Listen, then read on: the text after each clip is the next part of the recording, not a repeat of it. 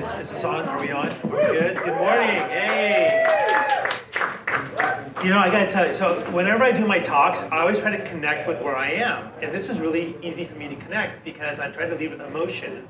And my emotions are, I'm excited and I'm also slightly embarrassed. I'm excited because I used to live in Austin. I lived in Austin before there was even a place called Round Rock. I was here from 93 to 2000 and I used to work for Dell. And I was at Dell for about 12 years and I was one of Michael's first executive assistants. And it was really an exciting time and just so excited to be here. And I used to come to Antone's. And we used to come to Antone's and that was like, I used to wear cowboy boots because that's what you had to do. And I'm a California boy wearing cowboy boots. That was really odd. Being Indian too, that didn't look very good either. So that was really odd. And then we'd go to Maggie Mae's, I'd get drunk and it was always, so anyways, it was a lot of fun. And I'm glad to be here and I'm glad to be back. But I used to come to South by Southwest when it was just bands. Amazing music, Dave Matthews. It was just so much, so cool to see. So glad to be here. And I'm embarrassed because I'm actually talking about this topic. And because in the last 24 hours, I've seen posts where Sam Altman has said, we're all gonna have universal basic income and no one's gonna have jobs.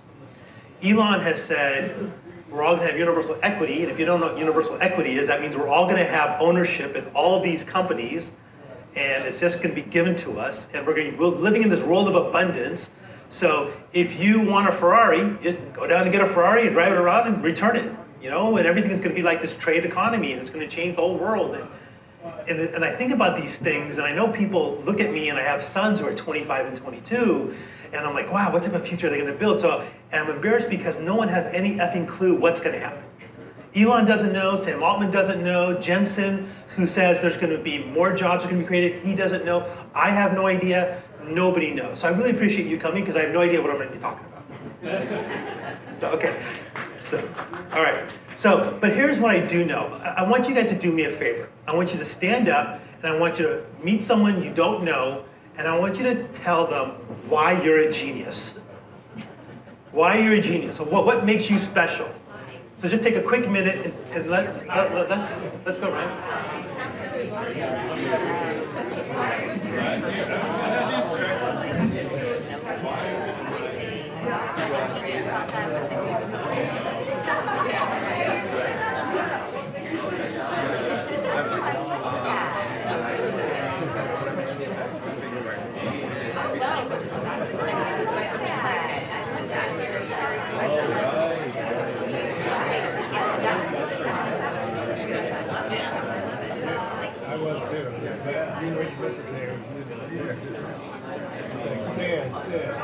All right, how's that going? Are we good?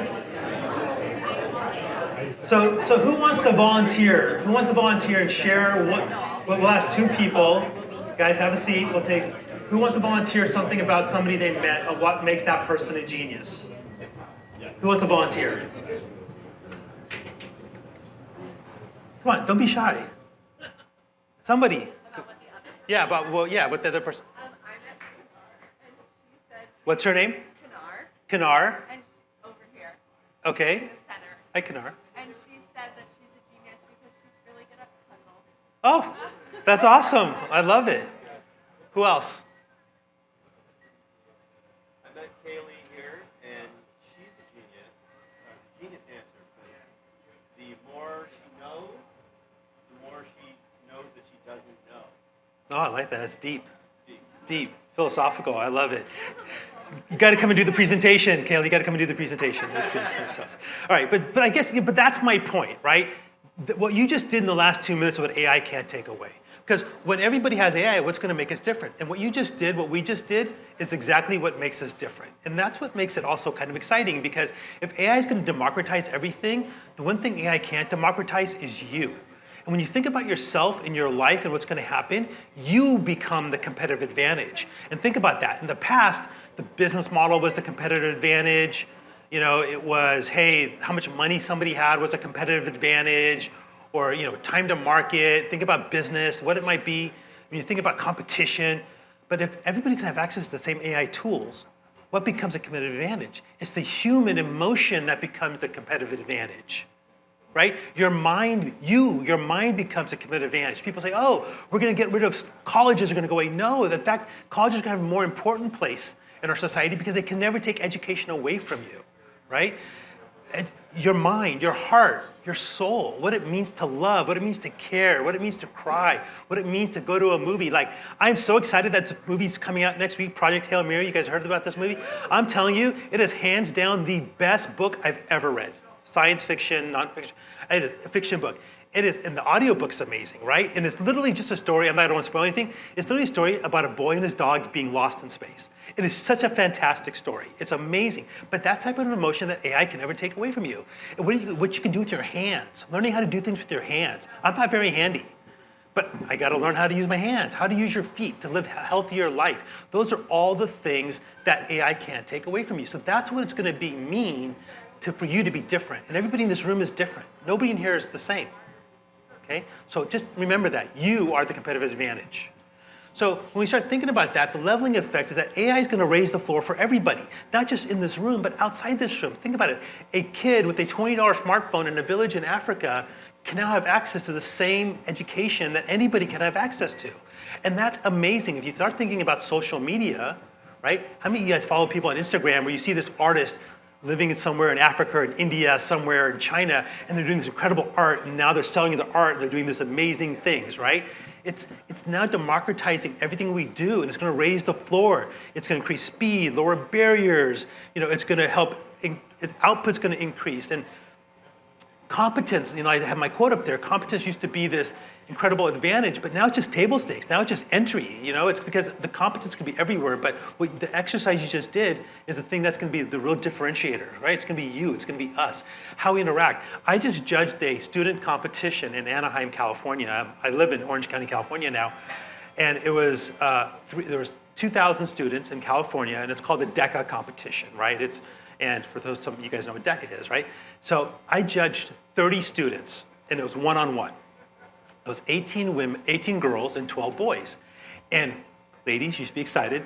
The girls crushed the boys. I'm telling you, they crushed them. Of the 12 boys, only one was in the same group as the other 18 girls. And it's that whole thing about boys mature later, that whole thing. But man, they were focused. They were dedicated. They studied. They were ready to go. The boys are showing up, the ties are undone, they're looking cool. Boys is where they're kind of hook up, right? But the girls are there to take it seriously, right? But that's the thing, right? Which is, here you have the situation where now, where you may have had roadblocks in the past, you now have opportunities that may open up for you. In the slide coming up, I talked about this concept of Age of Enlightenment. Have you guys had a chance, Kara, can they go upstairs yet and walk through? Yeah, if you guys had a chance to walk through upstairs, you saw the steam press, steam engine. We're going to talk about that in a minute, why that's important, okay? But that's what it means. So that's what's happening. That's what's changing. And that's what we have. But when that happens, the risk is everything becomes the same, right? Outputs become the same, right? Everything just becomes homogenized. It's very like the WALL-E from Disney, that movie. Everything becomes the same.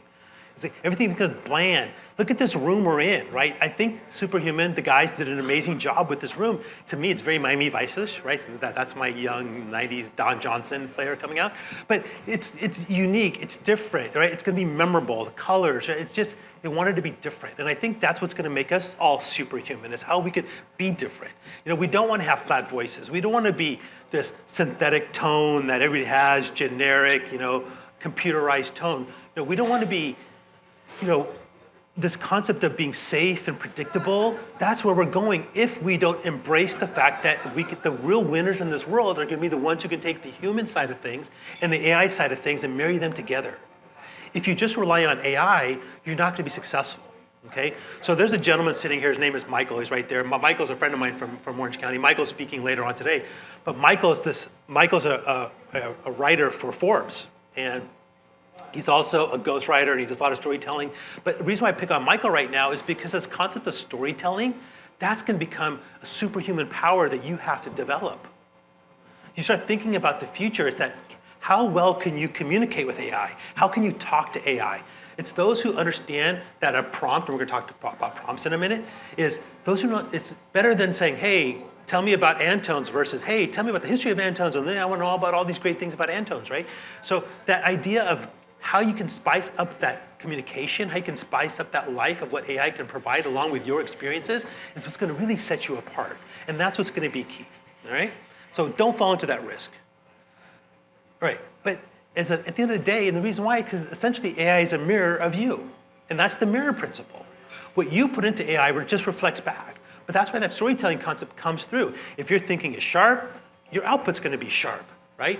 It does not, AI is not alive. We don't have AGI yet. This is not like Terminator robots are coming for us, but just in case, I still say please and thank you. So in case the robots come, they were going to remember I was nice. So I highly recommend you do that. But it's again, and I joke, but it helps to create a differentiation of what you do.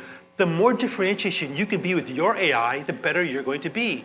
And if you're boring, it's going to amplify that you're boring. If you're excited and spicy and fun, it's going to amplify all those kinds of things.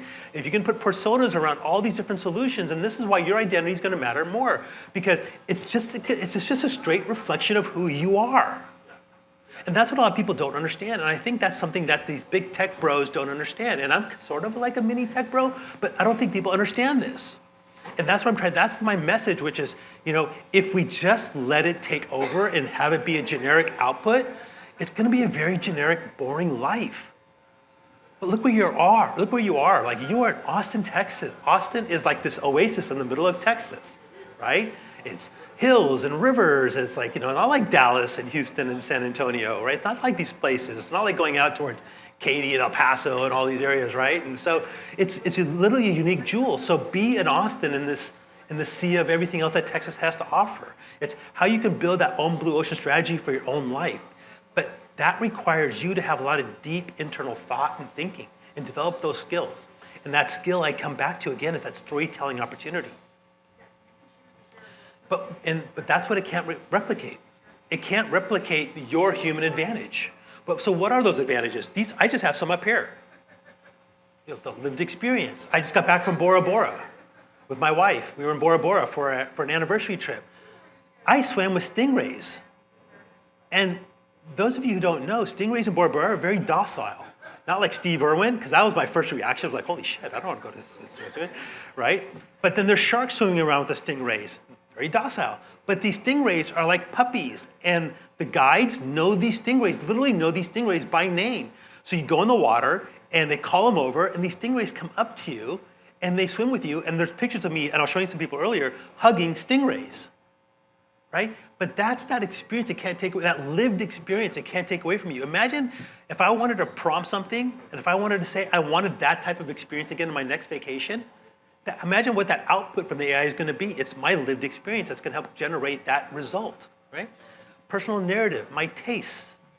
I am not the biggest wine drinker in the world, right? I actually stopped drinking, but I still occasionally will have a nice glass of wine. And I don't know anything about wine. I'll give you a funny story. So this has just happened a few weeks ago.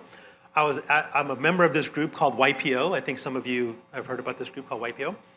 And I met this guy, and we're sitting at this meeting, and we're talking, and I go, what do you do? He goes, I'm the president of a wine company. I go, oh, what's the wine company? It's called Petrus. Anybody heard of Petrus? It's literally like the most expensive wine in the world, okay? I had no idea what it was. So I text my wife, I go, hey, have you heard of Petrus? She literally had a heart attack. All right, oh my God, great. So he lives in Santa Barbara in New York, and so to make a long story short, he invites my wife and over to his house in Santa Barbara. We went there a little while ago, and we sat down, and I had a $5,000 bottle of wine. And I could not tell the difference between that and Trader Joe's $2 chuck. But my wife could tell the difference, and she's literally in heaven.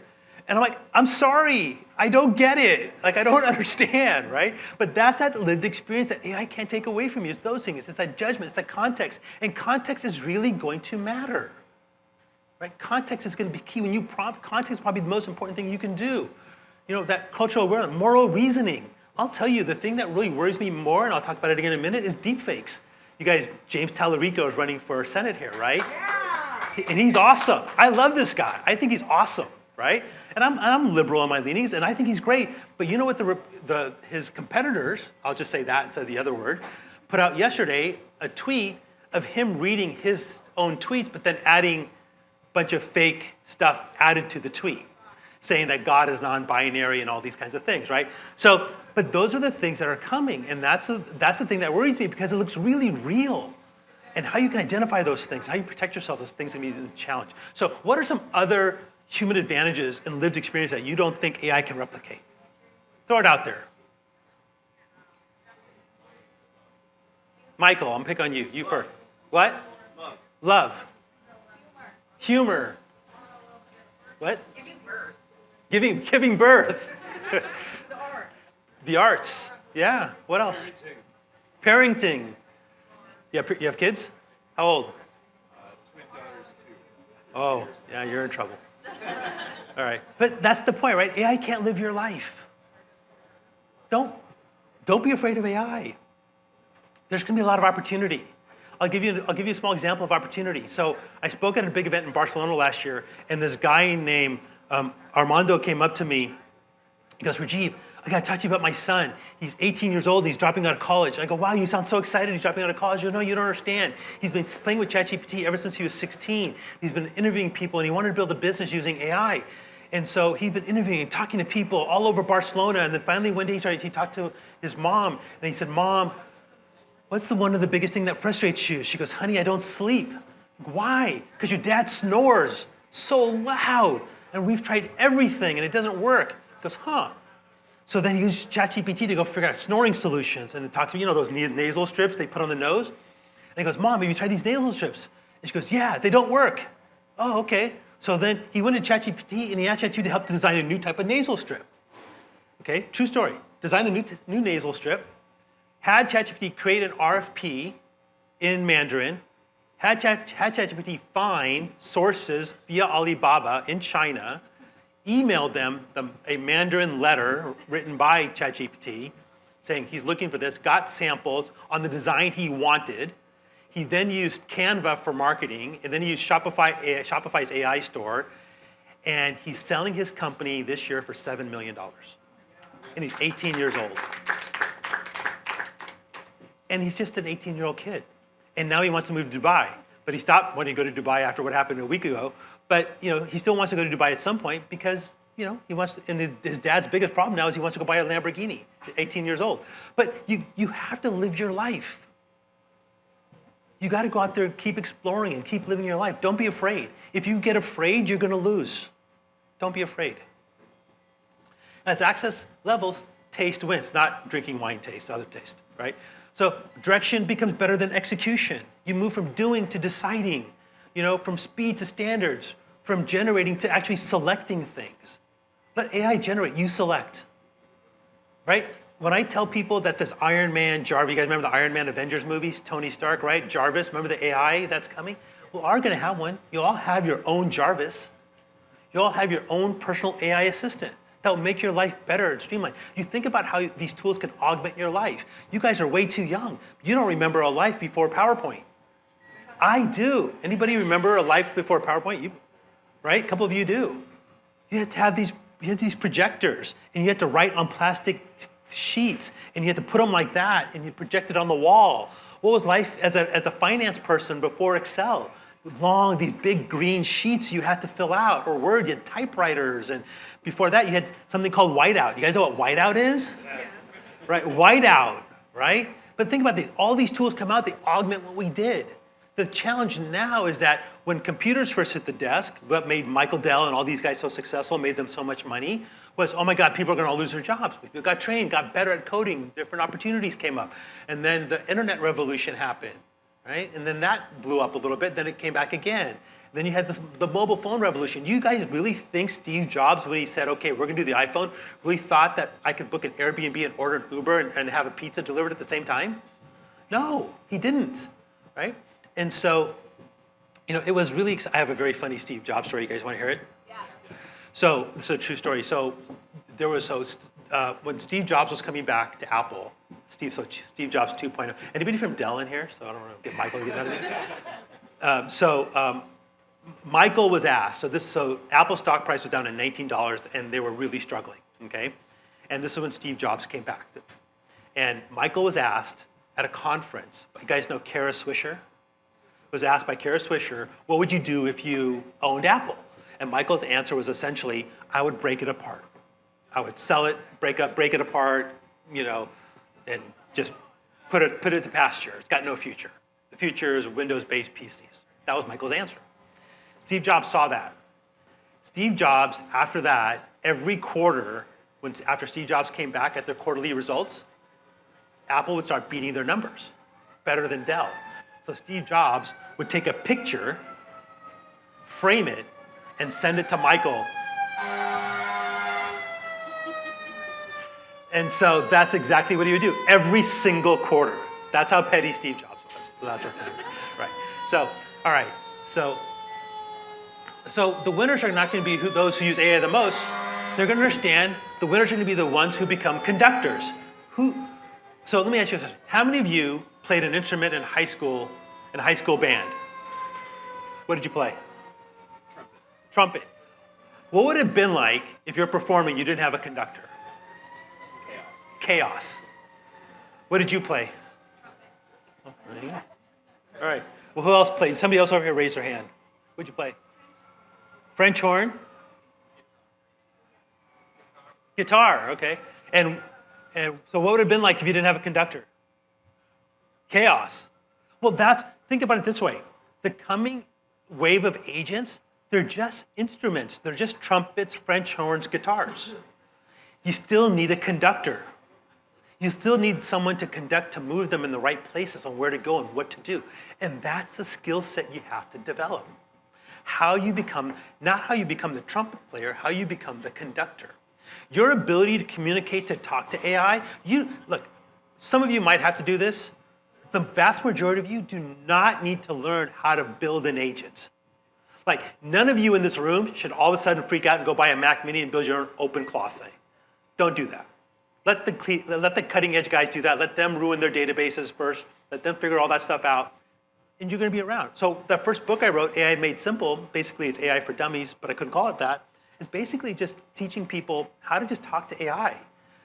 Most people just need to learn how to talk to AI. Think about your parents. Do you think your parents are going to go build agents? Or do you think your parents want to learn how to use and deploy agents? They have to become conductors in their own lives, right? That same is going to be for you. Some of you, sure, maybe you are cutting edge, maybe you love that stuff, maybe it's your hobby and you're going to do these things. But at the end of the day, you just have to be a conductor. How you can now move and put these pieces together, that's what's going to be the differentiator. And that's what's going to happen in your organizations, in your companies. You want to rise in your company?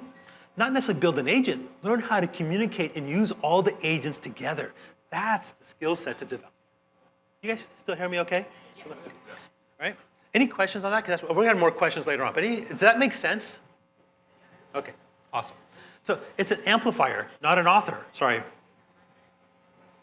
what do you mean like a conductor? That means like using different kinds of AIs just so there's not too much hallucination and everything can stay structured. Yeah, so it's like eventually you're going to have 5 or 6 or 7 different agents in your organization. Well, you got to learn how to move them all in the same direction.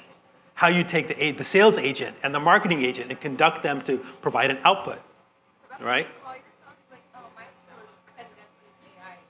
What's that? So like if somebody was like, oh, what's your skill? You could kind of say, Yeah, I'm an AI conductor. Yeah, there you go. A new job title. We just invented it, right? So you think AI executes weak prompts or weak results, right? We talked about that, right? It's an amplifier of everything you do. Go back to anybody have a finance background in here? Did you have those finance HP calculators? That was it. So you guys don't know, this calculator literally was AI in a box, right? You could literally punch a couple of numbers and boom, net present value, any finance calculation you wanted to figure out. That's how finance guys, they used to cheat. But they used to use that stuff. So again, if they did that to amplify what they did, AI can also amplify what you do. So that's what's going to be key. If you bring conviction, AI is going to bring conviction. If you bring trepidation, AI is going to bring trepidation. If you bring generic thinking, it's going to amplify your generic thinking, right? So really it comes back down to your mind. So what do we come back down to? You. You are the difference. You are the what? Conductor, but what did I say earlier? You are the what? What did I open with? You are the competitive advantage, right? Tattoo that in your brain. You are the competitive advantage. So, and again, I talked about, like I said, most of you don't need to build agents. Sure, you can vibe code and build stuff, and that's cool and that's fun. I'll give you, the interesting thing about vibe coding is there was a lot of talk that coders were going to disappear. We don't need many coders. In fact, you know what's happening? Companies are hiring more coders because of all the vibe coding that we're all creating because they need someone to review all the code. I'll give you guys another example, a very crude example, okay? Not prompting related. So after I sold an AI company 12 years ago. I wish I sold it now, but I sold it 12 years ago. But anyways, we were measuring audio waves in rooms, and we could basically, what we did was we built algorithms to improve these speakers. That's what we did, right? And eventually that technology made its way into the Apple AirPods. So that's what we did, and after I sold that company, I went to MIT and I got certified in AI. And one of my professors, she was on a team, and the team she was on took 33,000 breast cancer images, mammogram images, and reran them through AI. And the AI caught 11 cases that the radiologists and doctors had missed. Now, if you are those 11 women, are you angry or are you happy? You're happy because why? They caught it. But you're also probably a little angry that they missed it. Okay? So the immediate reaction I had was, oh, wow. My sister's a radiologist in New York and Long Island. I called her, I said, ha, you're going to be out of a job. Literally, that was our conversation. She was like, shut up. So I told her what happened, all that stuff. But you know what? I was completely wrong. Hospitals are adding more radiologists. Do you know why? Why? Take a guess. Sort of. The reason why they're hiring more is because in the past, getting the scans was the bottleneck. Now where's the bottleneck? Having somebody to review it, the doctor, the radiologist, not enough radiologists to review all the scans I can now run through. So the output and the speed is so much faster. But the bottleneck now becomes the human in the loop, not the scan, not the x-rays, not the MRI scan, right? So the human, the doctor becomes the bottleneck, so they hire more. And I completely missed it. I was completely wrong. So when people start talking about jobs going away, yeah, some jobs are going to go away, but there's going to be a lot more. I think there's going to be some more jobs created, but at the end of the day, let's see where it goes. But that's an example of where two industries that we thought were going to be impacted the most, software developers and doctors and radiologists, are actually hiring more in that space. So it's really interesting to see where it's going to go. And that's why when I tell you that Elon and Sam and Jensen and Sundar, or pick your poison, right, don't have any idea what they're talking about, they don't have a effing clue. They just don't know, right?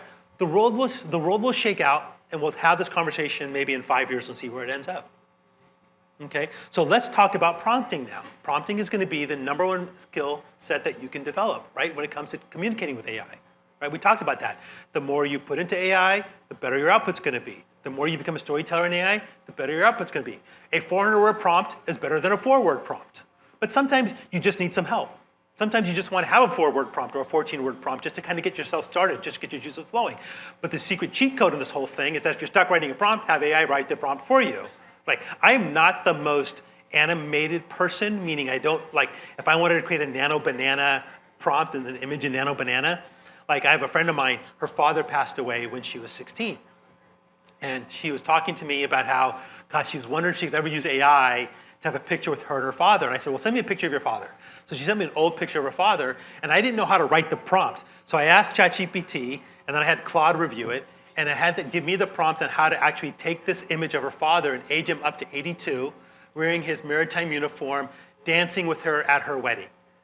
So I did that. Gave me the prompt, I put it in ChatGPT, put it into Nano Banana. It gave me an output of her father and her, and I think I have the picture of her father and her holding hands, and then I put it into VO3, and it made a picture, and made a video of them dancing together, and I gave that to her as a gift. So now she has a memory, and she literally just started bawling, crying. And she never would have had that memory before. But that's where you need to learn how to have that communication. Think about what that did for her, and that memory that it creates, that emotion that it creates, right? We talked about what makes it different, it's that emotion.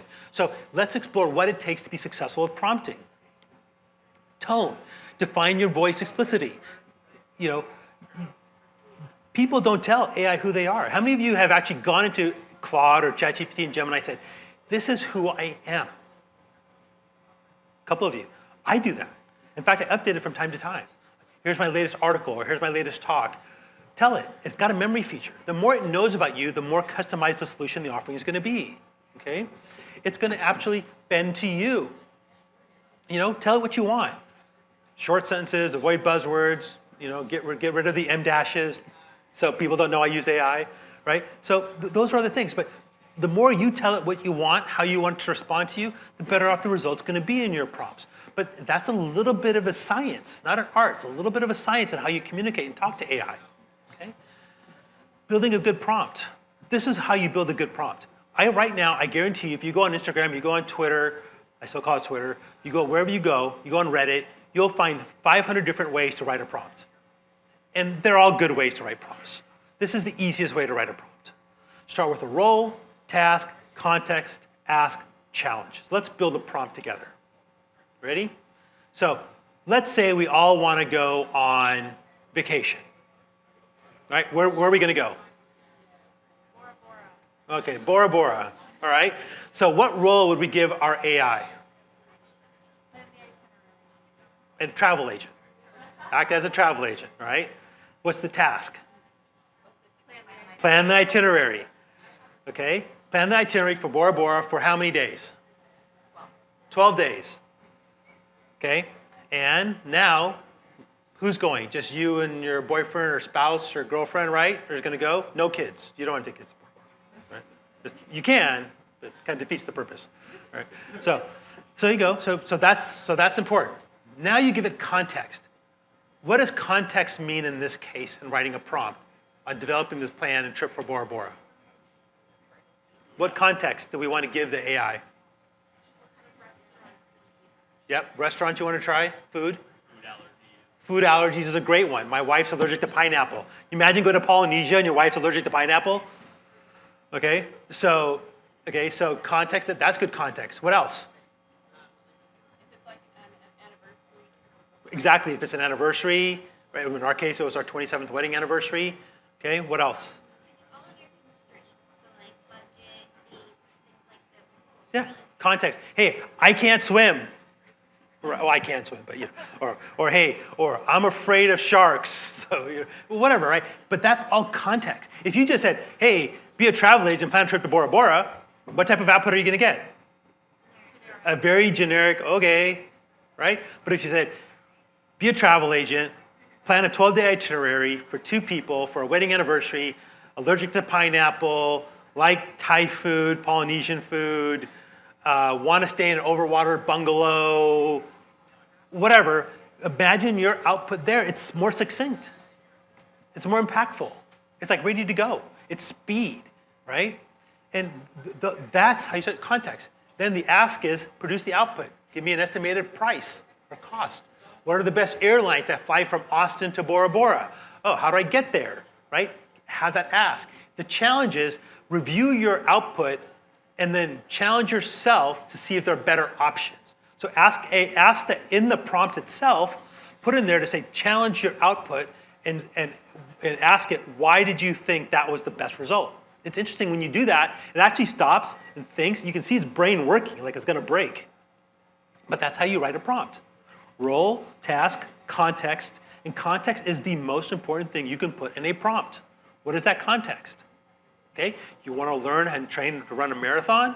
Well, context is that I have a rod in my left leg, so it's really hard. Got to give it context. It's going to be a different output than somebody else saying, hey, I want to train to learn to run how to run a marathon, right? It's going to be completely different. So context matters.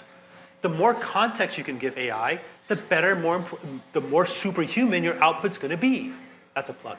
So, right? So that's what it is. So does that make sense? It's pretty simple, right? So take a picture of that. That's literally like the skill set to develop, and that's how you start learning how to be a storyteller.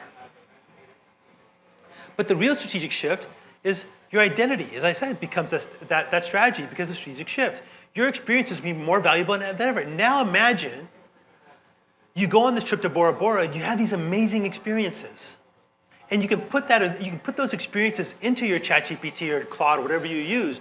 So now it's got that memory feature. So now the next time you want to plan a vacation out to the Maldives, it's going to remember everything that you put in there. You're allergic to nuts. You don't like pineapple, or you're allergic to pineapple, or this is your anniversary date, or whatever the case might be. I have a friend of mine. She is 50, her birthday's coming up, she's turning 51. And she's obsessed with Kelly bags, Hermes Kelly bags. I have no idea what the hell these things were until a few weeks ago, right? And so I taught her how to create a little task where every morning at 8 a.m., ChatGPT runs a little agent script, goes out to the internet and scrapes, what does it scrape? Rebag, Real, Madison Avenue Couture, I don't know, like I know all these things now, right? Like I'm like an expert in Kelly bags. There's a 25 and a mini and a 28 and 32. So I know all these things. Oh yes, and so anyway, but every month it scrapes and there's a price. Anytime there's a bag less than $14,000, it now gives her an alert because she's trying to buy a bag. She doesn't want to spend more than $14,000. She hasn't any luck, but that's every morning. But that's what she's looking for, right? But those are the things, right? So it's you know your taste, your standards, your moral compass, your worldviews, all those things are going to expand. The AI is going to be lived off of your life, off of your experiences, right? If you're a jerk, it's going to be a jerk. If you're nice, it's going to be nice. If you're warm and embracing and kind, it's going to be warm, embracing, and kinding, right? But that's the question I have for you guys. We all have to stand up to some of the nonsense that's happening in the world.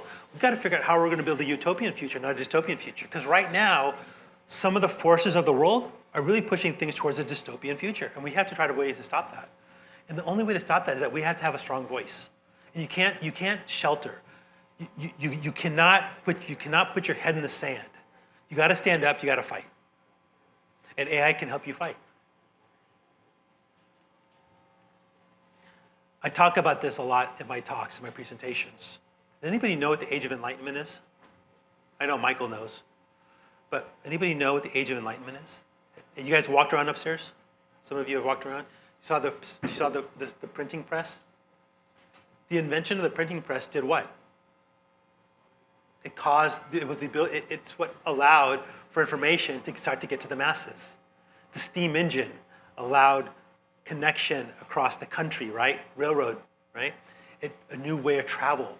The Age of Enlightenment, all these periods are what precede an industrial revolution. So think about Picasso and all these art forms that developed back in the 1700s and 1800s. You think about the industrial revolution we ended up having in the 1900s, right? The space race.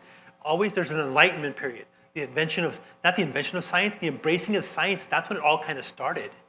So before you have this major industrial revolution, there's always this kind of enlightenment period where there's new forms of information, new forms of travel, new forms of communication, always drive a future revolution of industry. In our case, in my case, my point that I make to people is that a new age of enlightenment is coming because every single person in this room can be an entrepreneur. Nothing can stop you. You have an idea. You can get your idea, have ChatGPT or whatever what you want to use, help you write your business plan, help you write a prompt that you can now go stick in Lovable and have it create an app for you, a website for you, or a solution for you tomorrow. You guys heard the story about that kid who just sold his calorie counting app? Did you guys hear about this story? Do you want to tell everybody what it is? $18 million. And he tried, so he had a bunch of ideas. This was like idea number 7. And he was struggling counting calories for meal planning. He built a calorie counting app using Lovable. Literally, here's the idea, boom, put it in. Sold it for $18 million. Anything, any idea you have, think about it. Raise your hand if you've always had an idea. Raise your hand if you had an idea and said, boy, if only we did this, right? You've all had those ideas, right? If only we could do this. God, how many of you, like, late at night, you can't sleep, you're doom scrolling, you're going, God, I have a great idea. And then it comes to your mind, and then you don't write it down, but you know it's a good idea. Then every once in a while you come back to it, but you didn't know how to start it. Now you can. AI can help you write the business plan. Just give it the role, task, context, ask. Have it challenge the output. Have it give you an output. Go into Lovable. Put it in there. Right? And you're good. You can do it. So there's no more excuses. And the reason why I say this is because, yes, if there is job loss, I think there's going to be a hyper rise of entrepreneurship. And that means what? More companies, maybe less people per company, but more companies on a global basis. And no longer are we worried about borders anymore, right? Because you can have employees and friends and colleagues from all over the world, okay? So it's how you use it is what's going to be key. And it's going to drive new forms of art. We're seeing it right now, right? We're seeing new forms of art, new forms of music being created. Yes, I understand it's kind of theft right now, but we'll see. Those guys will figure it out. But it's happening, okay? So we're now entering that era of amplification, augmentation, and anticipation. That's the era I want you to think about. How can it amplify your voice? How can it augment your life? How can it help you anticipate what comes next? If you do those three things, you're going to be highly successful and you're going to live an absolutely amazing life. And so with that, thank you. Thank you. So I'm yours for 14 more minutes. So you got me. Questions, comments, thoughts, discussions? What is the coolest output or thing that you've personally done with AI? I got to tell you, that thing where I helped my friend dance with her father was pretty badass. You know, I got to see it. I got to see if I actually have it. I'll have to see if I can find it, but I'll show you when I'm done. I don't want to look on the stage. That was pretty cool. That was pretty neat. You know, I've done a few things. Like I am working on a business plan right now where, you know, and I'll tell you guys the idea. But you know, you hear the story about how all these boomers are retiring, but they don't have anybody to leave their businesses to. So I thought, wouldn't it be cool to build a platform where, and I literally built it using Lovable, a platform where boomers can come list their businesses and try to sell their businesses, kind of a thing. So that's pretty cool. Pretty cool output. But I think those are some of the good ones. I mean, I've done vacation planning. I've done, you know, ideas for books. You know, I've done. There's a person speaking tomorrow. Her name's Adrusha. She's a friend of mine, and she's a Hollywood producer. And I had this idea for a movie, like a Netflix show, and I used AI to help me think it through, and I told her what I kind of wanted and all this structure and everything like that, and that was pretty cool. We developed that. I developed that, sent it to her, so she liked it. So we'll see what happens. So when AI kind of first took off, this was a fun story. It was kind of like right after, so in 23, it was kind of early 23, kind of end of COVID, AI's kind of taken off. I was meeting with Netflix about AI, and I was in the room where we literally sat there and we asked AI in 23 to come up with 10 new reality show ideas, and they were so cool that Netflix greenlighted 6 of them right there at the table. That was pretty cool. That was pretty cool to see. Can you share which ones they are? I really can't. That's fine. I have another question. So there's one that's coming out. Age is a number. It's coming out. I think that was something that was one of the. So that was one of them, but I think they modified it slightly. Yeah. I can ask another question. What part of work do you think people should do different in 5 years? Every piece of work. Everything. Everything is going to look different. Everything from, like a lot of people say, oh well, if you're a plumber or a construction worker, it's going to be different because I'll give you an example. There's a company called Dusty Robotics, and they actually have a robot where let's say this was an empty shell, and we wanted to put the bar there and the stage there. Today, you have to have a construction worker come on his or her knees, and they have to draw the stage. Well, and they have to draw the bar. They have to draw where the outlets are going to go, right? And then these CAD drawings and all these things. But initially, when they take the CAD drawings, you have to actually mark it. But that's all by hand. Well, this little robot's the size of a Roomba. You just put it into what you want, and it roll into here, draws everything like that in like seconds. That affects construction workers. It makes your job more easier. You guys have seen the videos, right, where you're using robot machines to build homes. 3D printing is coming. You're going to see electrical work. You're going to have robots. Why do you really want a plumber or somebody going down deep in a hole that might be dangerous? Or you send a robot down there. So these things are coming, right? the robotics world we haven't talked about, robots are coming. The problem, you can get a robot in your home right now. The problem with robots in your home today is that you have to have one that does, they're not multimodal, they're not multitasking, right? So you need one robot that does laundry, one robot that does the dishes, one robot that, you know what I mean? So who wants 3 robots running around their house, right? But that's an issue of compute, right? And just processing power, but that's all coming, right? It'll all be there. So that being said, what would be your number one piece of advice for people in those jobs? Kind of what we talked about earlier, right? You have to learn how to become that conductor. You got to learn how to be that storyteller. You got to learn how to use AI to your strategic advantage in your organization because your peers are not. It's not that I don't want them to, but they're just not. So my biggest advice to the 15 or 20 of you is learn how you can use these things and ask it to start taking on the role. For example, what do you do? Social media manager, okay. Have you heard of something called the Blue Ocean Strategy? So one of the best business strategy tools out there is called the Blue Ocean Strategy. I'll give you an example of the Blue Ocean Strategy. So you guys have heard of Yellowtail wine? Okay. So Yellowtail wine is an Australian wine, and it wanted to enter the US. Did you guys know the Yellowtail wine is literally the #1 market share of wine in the country? Do you know why? Because they deployed this thing called the Blue Ocean Strategy. So what they did was they basically went out and they interviewed and they talked to people about their wine taste. And they realized at the end of the day, they could not compete because they just didn't have the right market entry point. So in their research, guess what they found? They found that 99% of the population has no clue about wine. And that the #1 recommender of wine is who? The guy at the grocery store is the #1 recommender of wine in the country. The second way people buy wine, that 99%, is by looking at the label. Oh, that's a cool label. Nobody knows. 2023, like my wife makes me watch a show called Drops of God on Apple.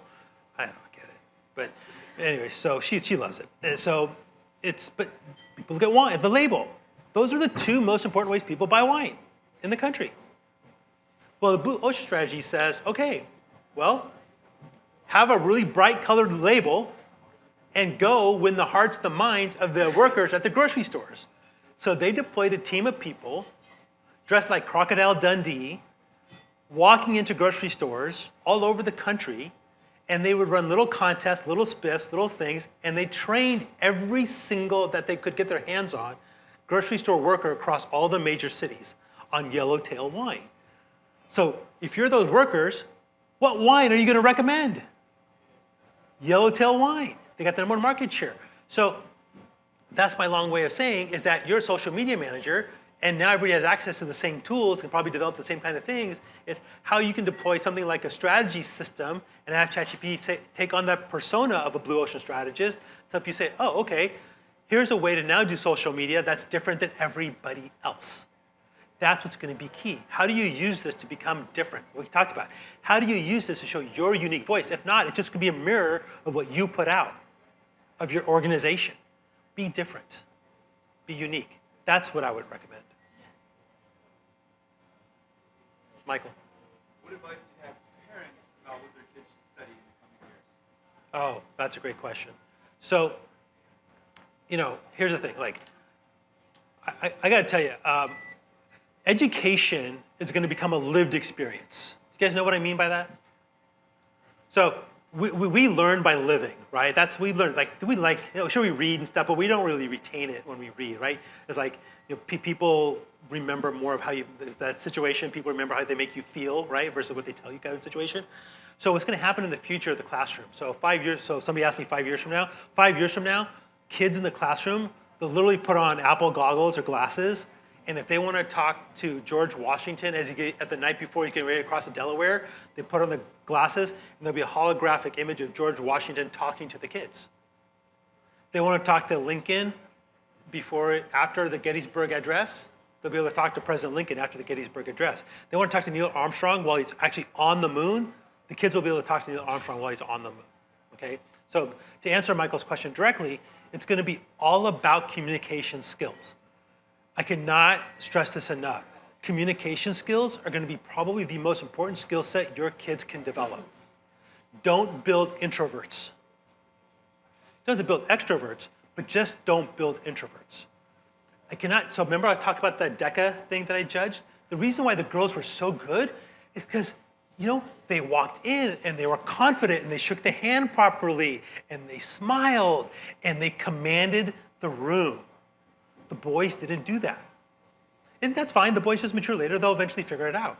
But in terms of DECA, and when the results came, so I did judge on Friday on the Sunday results, girls won 95% of all the awards. Because they got it, and they understood, and they were dressed sharp. Nothing was, like I said, boys, the ties were loose, and hair was all like that, some of the shirt was untucked. The boys were there to look cool. The girls were there to win. And so those are the skill sets you want to develop. That's what they have to learn. Keep learning what they're learning. They're gonna have to learn the math and English and all those things. I'll tell you, learning different languages, I would put that down as a high skill set to develop. Absolutely. Learn Mandarin, learn French, learn Spanish. Because the more you learn different languages, the better your communication skills are gonna be in the future. One last question. Anybody? Well, again, but that's going to be, if they all have again, that comes back down to you. I don't think you were here earlier, but so that comes back down to what I said earlier, right? The thing that's going to make everybody different is you. You become the competitive advantage. Your brain can't be replicated. Your thought process can't be replicated. Your ideas maybe can be replicated at some level, but how you now execute against those ideas cannot be replicated. Does that make sense? Right? So how you choose to show up, how you choose to engage, how you choose to interact can't be replicated. So if you're doing anything in the streaming media world, if you just put it in generic outputs, generic inputs, you're going to get generic outputs. How you now use your mind to create something different, that's the storytelling aspect. That creativity, the world is going to be owned in the future by the creators. Think of it that way. All right, thanks guys.